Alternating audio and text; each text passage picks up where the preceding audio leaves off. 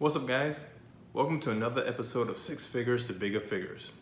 This is my story of how I inherited, lost, regained, and will surpass a six-figure net worth. So for those of you just joining me, at the age of 10, I lost my father. At the age of 18, I inherited a six-figure insurance policy. At the age of 21, I was flat broke and $30,000 in debt, with over $30,000 in debt. At the age of now, in my 30s, I have no consumer debt, no credit card debt, no student loan debt. And my net worth today is higher than it was when I first inherited that policy. And I'm well on my way to attaining a seven-figure net worth. And I'm bringing you guys along with me on the journey. The only thing I ask is that you like, share, subscribe at 6FTBF. All right. Now, I was somewhat torn in recording this episode, to be honest. I was delaying it somewhat. There's a lot of things going on right now, and this is a somber moment right now with everything that's been happening. And one thing that's been consistent in these past few weeks with everything that's been going on is the stock market has continuously been on the rise. With everything that's been going on, COVID, unemployment, we have protests, we have riots, and the market is still going up. So we need to pay attention, and we need to make sure we're not being left behind. So with that in note, we're gonna do this episode. Let's go. It's 6 digits.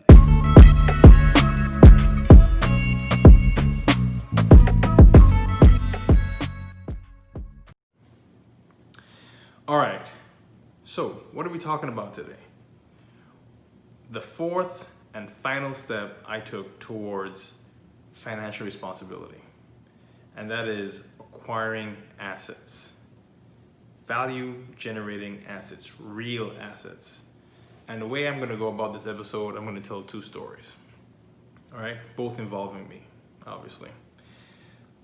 16 years ago, I purchased a 1994 Honda Accord, VTEC, of course, right?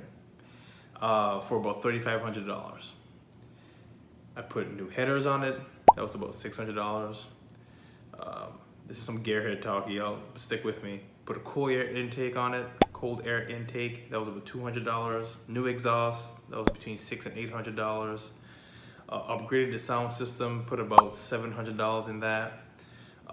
Installed a Japanese spec engine with a performance clutch, about $2,500.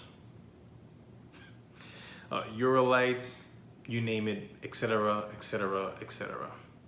I spent well over $5,000 in this car, in addition to what I purchased the car for. Over $5,000. A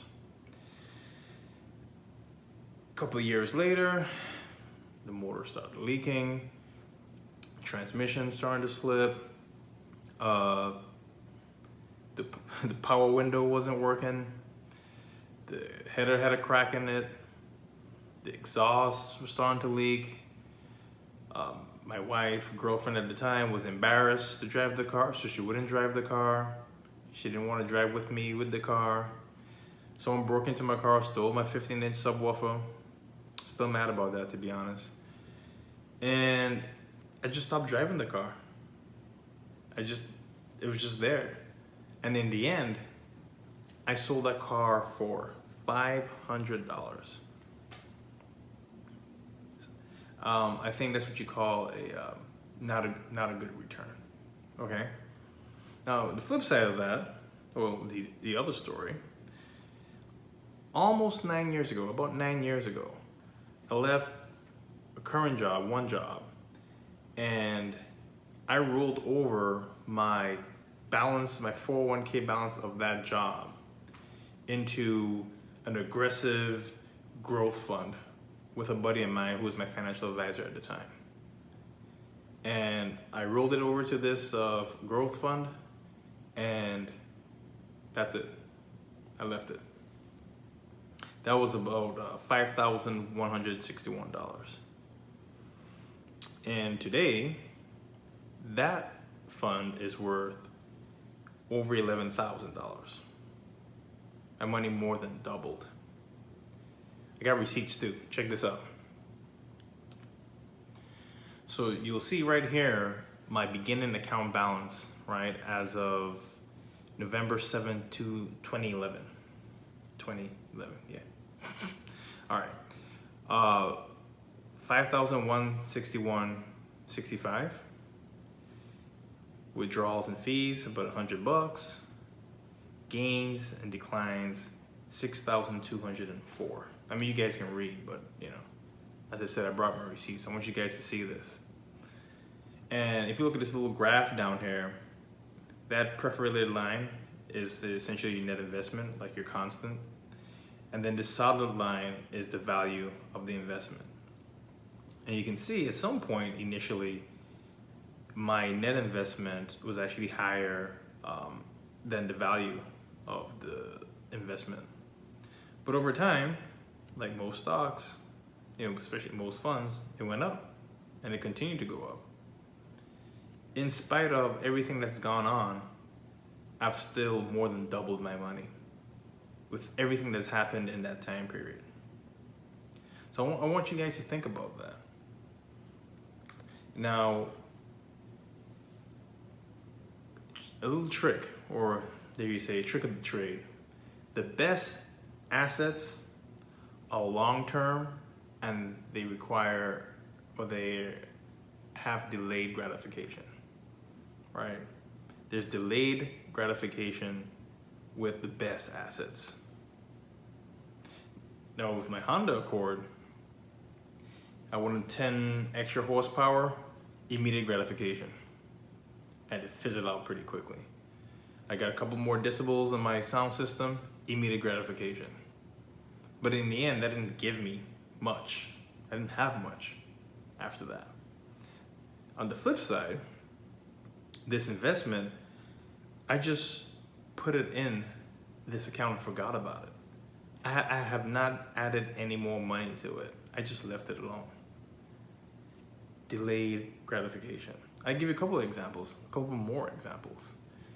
I took some money out of a Roth account, took some money out of my regular savings account, took some money out of a stock investment account that I had that was building, took that money together, put it together, purchased a home about 5 years ago, used it as down payment on a home.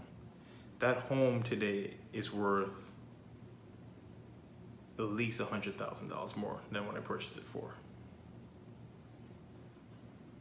Delayed gratification. I give you another example. My CPA, my certification. That costs maybe about $2,500 and a buttload of hours.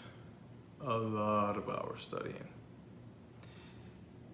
5 years to the date of when I got that certification, my annual earnings more than doubled per year than what it was prior. Delayed gratification. Okay? So ask yourself, anytime you're making a major purchase, is this for immediate gratification? Or is there going to be a delayed gratification in which that asset actually grows? That's where you want to be. And that's how you grow your net worth. It's 6 digits.